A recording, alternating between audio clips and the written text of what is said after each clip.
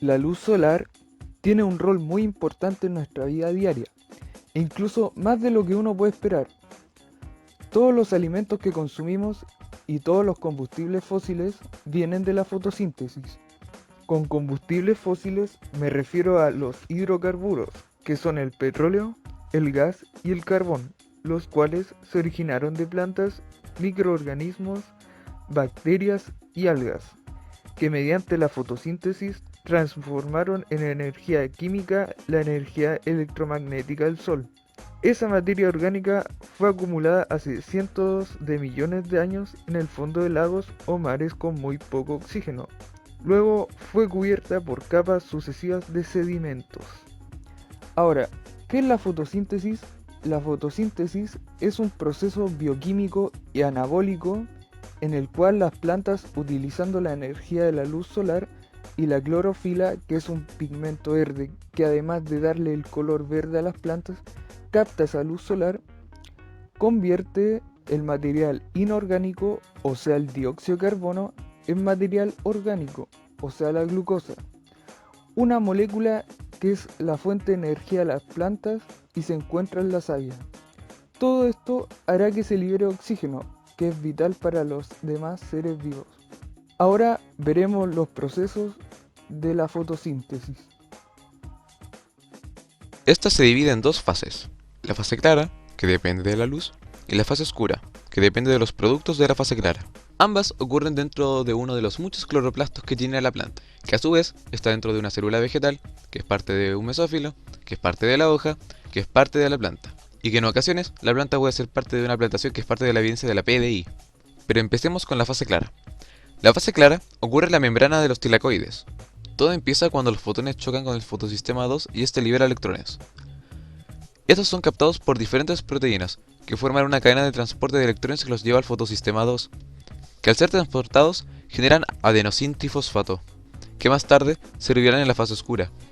Al llegar al fotosistema 1, el proceso se repite con la diferencia de que esta vez los electrones se van al NADP, y estos se juntan con dos moléculas de hidrógeno, para así formar el NADPH2. Ahora vamos con la fase oscura. A diferencia de la fase clara, esta ocurre en el estroma del cloroplasto. Esta fase consiste en un ciclo. El ciclo empieza con una molécula que contiene tres carbonos, que contienen hidrógeno y oxígeno. A esta molécula se le agrega una molécula de CO2, que le da carbono, y el NADPH le da uno de sus átomos de hidrógeno, así transformándose en una molécula de 4 carbonos. Ahora, a esta misma molécula se le vuelve a agregar uno de CO2, y el NADPH le agrega su último átomo de hidrógeno, así dejando 5 carbonos. Finalmente, el ATP le termina de proporcionar energía para que la molécula se transforme en una de 6 carbonos. Cuando la molécula llega a ser de 6 carbonos, esta se divide en dos de 3 carbonos. Una sale del ciclo y la otra se queda. Luego de que el ciclo se vuelva a repetir, van a quedar dos moléculas de 3 carbonos fuera del ciclo, las cuales se juntan y forman lo que conocemos como glucosa. Así terminando la fase oscura y empezando un nuevo ciclo con la fase clara. Ahora vamos a pasar a los fundamentos del agua en el proceso de fotosíntesis. Bueno, la fotosíntesis se suele identificar con el típico proceso de fijación de dióxido de carbono que realizan las hojas de las plantas. En conjunto, la reacción conlleva la reducción de la molécula de dióxido de carbono con electrones extraídos del agua, que a su vez se oxida a dioxígeno y se libera a la atmósfera como producto residual. El dióxido de carbono, así reducido, se incorpora en forma de glucosa al metabolismo celular.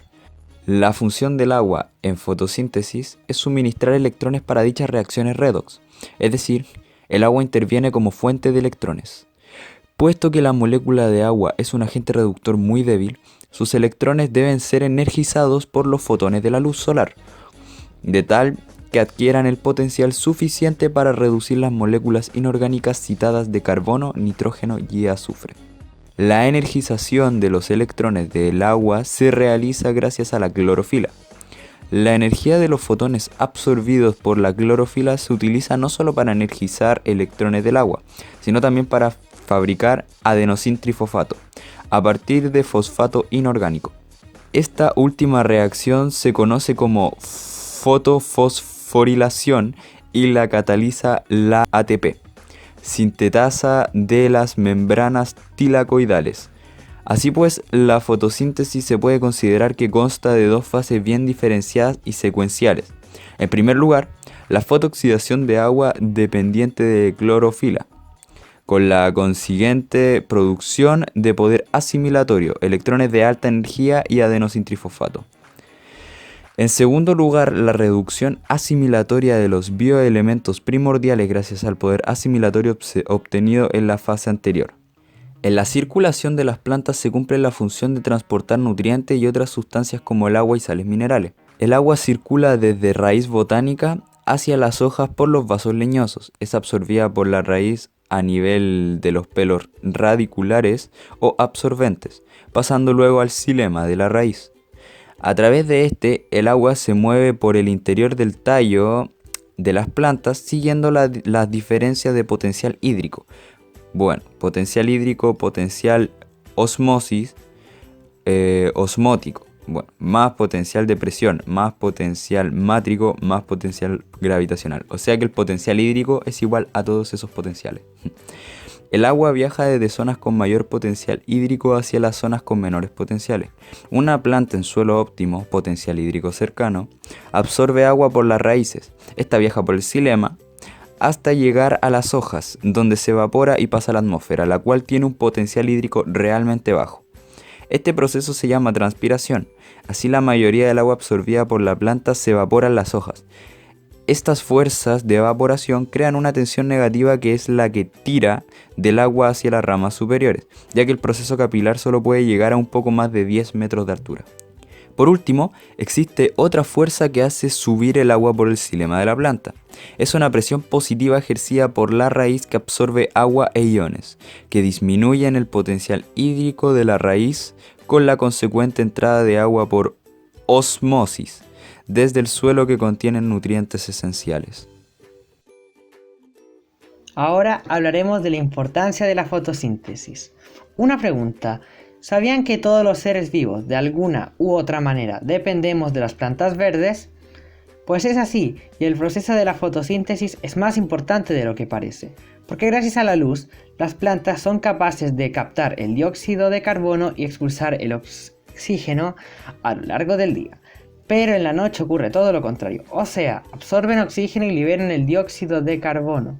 Las reacciones dependientes de la luz ocasionan que la planta expulse el doble de oxígeno en el día, comparado con la cantidad de dióxido de carbono que suelta cuando no hay luz, y esto es lo que permite que haya vida en la Tierra.